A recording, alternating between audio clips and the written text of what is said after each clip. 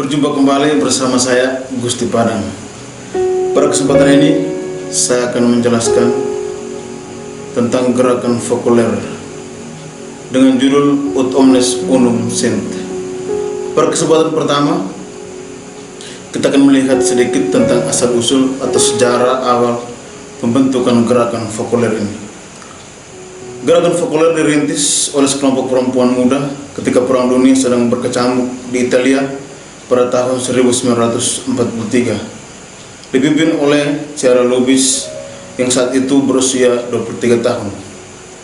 Berangkat dari penemuannya tentang doa Yesus untuk para muridnya, Ut Omnes Unum Sint, Bapa supaya mereka menjadi satu.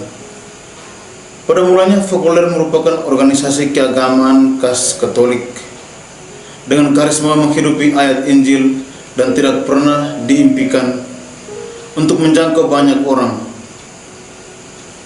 Namun oleh karena landasan gerakan tersebut yang mencita-citakan kesatuan seluruh umat manusia dalam cinta kasih, maka gerakan ini berkembang pesat dan mempunyai anggota dari berbagai negara, beragam usia dan status yang berbeda. Gerakan ini terus berkembang dan merangkul anggota dari berbagai denominasi, juga dari berbagai agama dan kepercayaan. Bahkan juga mereka yang tidak menganut agama dan atau tidak memiliki keyakinan kepada Tuhan. Oleh karena itu, gerakan fokuler sangat aktif dalam kegiatan dialog antara agama dan hubungan lintas iman. Sejak awal gerakan fokuler terdiri dari kelompok wanita yang tinggal bersama di Trent, Italia.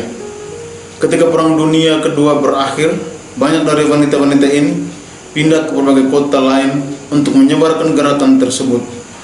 Sebagian besar berada di dalam gereja Katolik Roma. Gerakan fokuler ini mengklaim memiliki sekitar 1.200.000 penganut yang berada di 194 negara. Sebagian besar anggotanya beragama Katolik. Namun organisasi tersebut juga mengklaim anggota agama lain, termasuk orang-orang Anglikan, Yahudi, Muslim, Buddha, Hindu, dan Sikh. Selanjutnya gerakan tersebut mencakup bagian dari pekerjaan mereka yang didedikasikan untuk orang-orang tidak berafiliasi dengan agama seperti agnostik dan ateis. Gerakan fokuler mempromosikan teologi Marian. Chiara Lubis kadang-kadang menyebut organisasinya sebagai karya Maria, dengan gagasan bahwa fokuler ini membawa Yesus ke dunia sama seperti Maria. Fokuler melihat Maria sebagai agen penyatuan. Dalam kesamaan dengan Maria, gerakan fokuler seperti jubahnya yang mengumpulkan semua bentuk gereja dan kemanusiaan yang berbeda. Karena itu telah menerima dari Allah karunia untuk menjadikan mereka bagian dari keluarga. Karunia dan karisma ini membuat gerakan fokuler secara persis menyerupai Maria dalam peranannya sebagai ibu dan pemersatu. Pertanyaan berikut, apakah gereja Katolik Roma menyetujui gerakan fokuler ini? Ya, gerakan fokuler telah mendapat persetujuan dari gereja Katolik Roma di bawah nama Karya Maria atau Opera di Maria yang dipilih oleh Chiara Lubis sendiri. Persetujuan pertama pada tahun 1962 lalu diperbarui dengan perubahan seiring berkembangnya gerakan fokuler pada tahun-tahun berikutnya. Persetujuan definitif untuk statuta datang pada tanggal 29 Juni 1990. Dalam dekret persetujuan oleh Dewan Kepausan untuk awam dikatakan bahwa gerakan fokuler telah berkembang dalam kesetiaan pada karisma dan telah menyebar dan tumbuh dalam kedewasaan. Dengan demikian, hal itu telah membawa buah-buah rohani yang berlimpah kepada gereja dan memberikan dunia kesaksian persatuan yang kredibel. Gerakan fokuler atau Karya Maria resmi ditetapkan sebagai asosiasi internasional umat beriman hak kepausan. Pada bagian kedua, kita akan melihat konteks kehadiran gerakan fokuler. Gerakan fokuler ini sebenarnya hadir atau dibentuk berlatar belakangkan situasi dunia setelah Perang Dunia II, di mana situasi dunia yang kacau balau dan manusia yang tercerai-beraikan akibat perang. Situasi inilah yang mendorong Lubitsch membentuk gerakan fokuler ini sebagai jawaban akan kerinduan manusia. Konteks kehadiran gerakan fokuler ini, apabila dilihat dari sejarah dan asal-usulnya gerakan ini, maka dapat dikatakan bahwa gerakan fokuler ini lebih berpusat pada kesatuan dan persatuan semua manusia, atau lebih tepatnya, gerakan fokuler ini lebih menekankan pada aspek kemanusiaan, yaitu persatuan dan persaudaraan universal. Tujuan utama gerakan fokuler adalah bekerja sama dalam konsolidasi persatuan di dunia Kristen dengan individu dan kelompok, gerakan, dan asosiasi untuk berkontribusi pada persekutuan penuh dengan orang-orang Kristen dari gereja yang berbeda, dan untuk bekerja menuju persaudaraan universal bagi semua orang tanpa memandang keyakinan dan agama. Gerakan ini telah berkembang untuk menangani berbagai kelompok, termasuk keluarga, pemuda, dan juga untuk mereka yang agamanya berbeda. Tujuan lain dari gerakan fokuler adalah menjalankan atau menghidupkan Injil untuk mengatasi semua divisi dan melihat dunia hidup dalam damai. Ini adalah tujuan mulia dan semua orang Kristen seharusnya berusaha untuk hidup berdasarkan asas Injil Yesus Kristus. Namun, di sini ditekankan bahwa gerakan fokuler bukan tentang menginjili dunia atau mencari pertobatan kepada Yesus Kristus, tetapi gerakan ini lebih bertujuan untuk mempertemukan semua orang yang percaya kepada Allah, baik mereka yang menerima Yesus atau tidak. Tetapi iman kepada Allah yang didefinisikan secara umum bukanlah iman yang dikehendaki Allah. Pada poin yang ketiga, kita akan melihat tentang keprihatinan yang dijawab oleh gerakan fokuler. Gerakan fokuler ini hadir dengan misi membawa lebih banyak persatuan bagi keluarga manusia di dunia ini. Gerakan fokuler telah membuka dialog dengan sebanyak mungkin orang dan organisasi, termasuk membangun persatuan dalam gereja Katolik, mencari persekutuan dan gerakan persatuan yang terlihat di antara orang-orang Kristen dari gereja yang berbeda. Bekerja untuk mencapai persatuan di antara agama-agama di bumi melalui komitmen bersama untuk menjalankan aturan emas yang terdapat dalam banyak teks kitab suci. Bekerja sama dengan orang-orang yang tidak memiliki afiliasi agama tertentu, tapi ingin mempromosikan nilai-nilai dasar kemanusiaan yang bertujuan untuk kebaikan bersama, mendukung dan menyediakan ruang pertemuan dan dialog antara orang-orang dari berbagai profesi.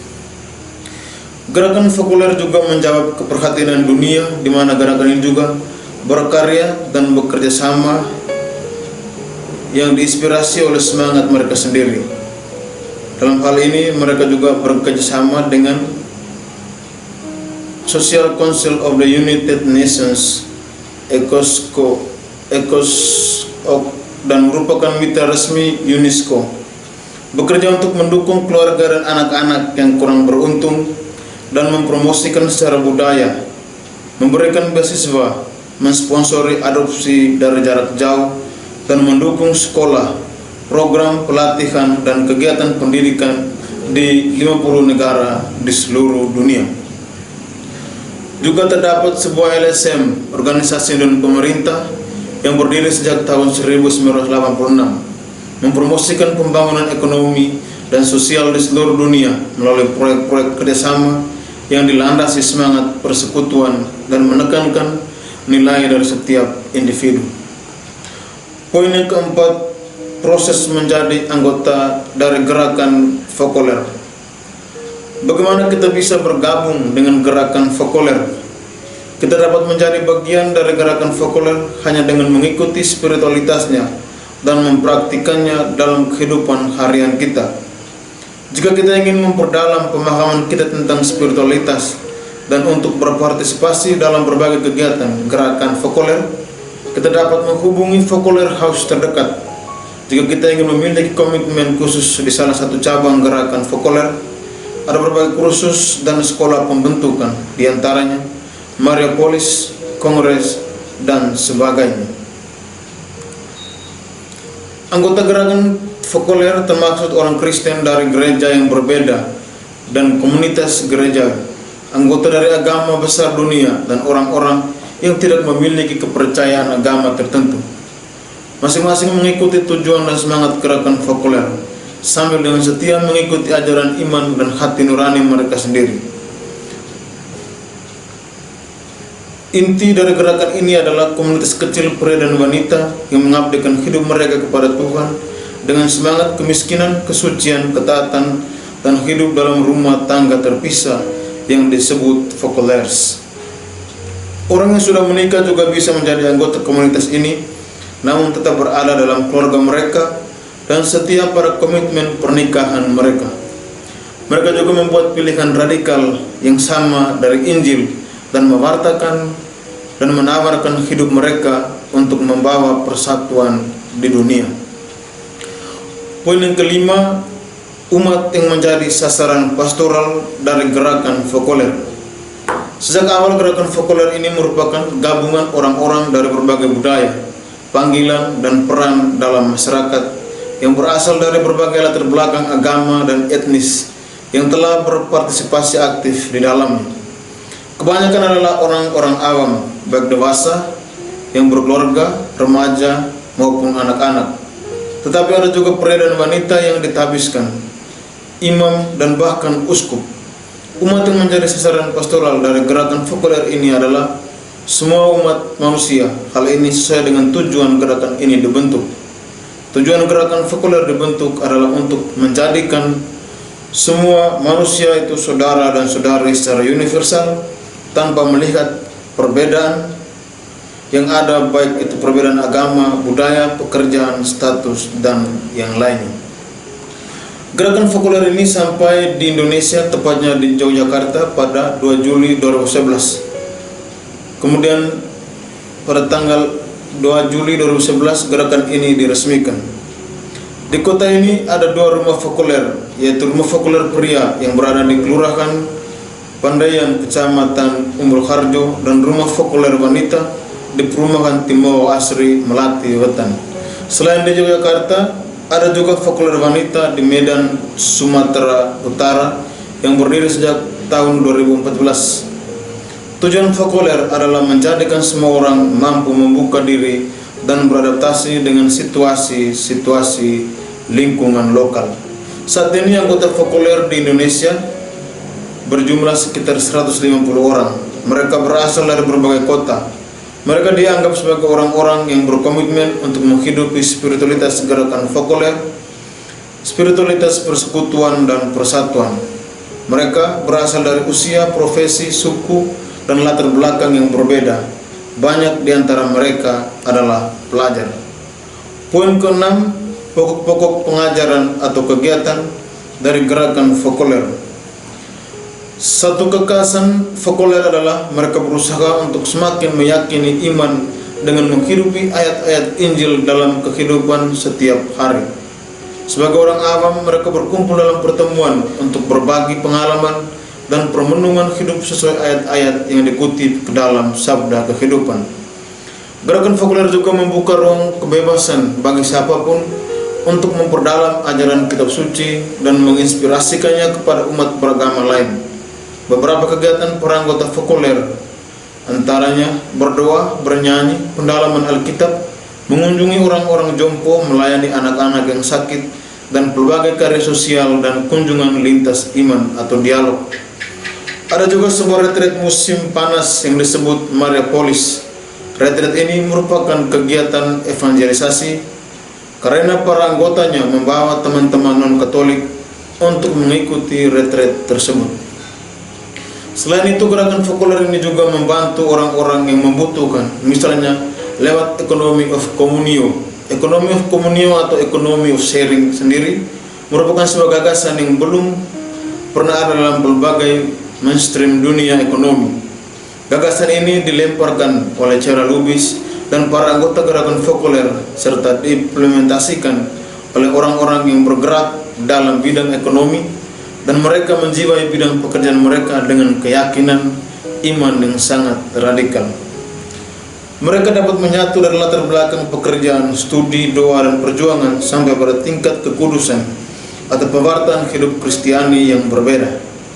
Gerakan fokuler ini juga sangat menekankan dialog iman antara agama, dan hal ini telah ditunjukkan oleh C.R. Lubitsch selama hidupnya, di mana dirinya banyak berjumpa dan berdialog dengan beberapa pemimpin agama lain, dan hal yang ditekankan dalam dialog adalah cinta. Poin yang terakhir, poin yang ketujuh, refleksi teologis gerakan fokuler. Fokuler berarti tempat perapian atau pendiangan di rumah. Pada saat musim dingin, biasanya seluruh anggota keluarga atau komunitas berdialog dan menghangatkan diri di sekitar pendiangan tersebut sambil berbagi cerita. Gerakan fokuler ini hadir persis di tengah musim dingin yang disebabkan oleh Perang Dunia II. C.R. Lubitsch menyadari hanya Tuhanlah satu-satunya yang kekal dan tidak dapat dihancurkan oleh berbagai cobaan dan hambatan. Sejak saat itu, Lubitsch mulai berusaha untuk menghidupkan Injil. Inilah yang menjadi dasar lahirnya spiritualitas kesatuan. Gerakan fokuler ini berani menghadapi berbagai cobaan dengan tetap mengingat tujuan awalnya, yakni persaudaraan universal. Untuk mewujudkan doa Yesus kepada Allah Bapa, semoga mereka semua menjadi satu. Gerakan fokuler bercita-cita untuk mewujudkan persatuan dan perdamaian dunia dengan mengamalkan hidup rukun dan damai, walau berbeda-beda di tengah berbagai macam konflik, pertentangan, dan permusuhan antar agama. Ut omnes unum sint, agar mereka semua satu, merupakan tujuan utama dari gerakan fokuler itu sendiri. Terima kasih. Demikian presentasi singkat dari saya mengenai gerakan fokuler yang didirikan oleh C.R. Lubitsch. Terima kasih.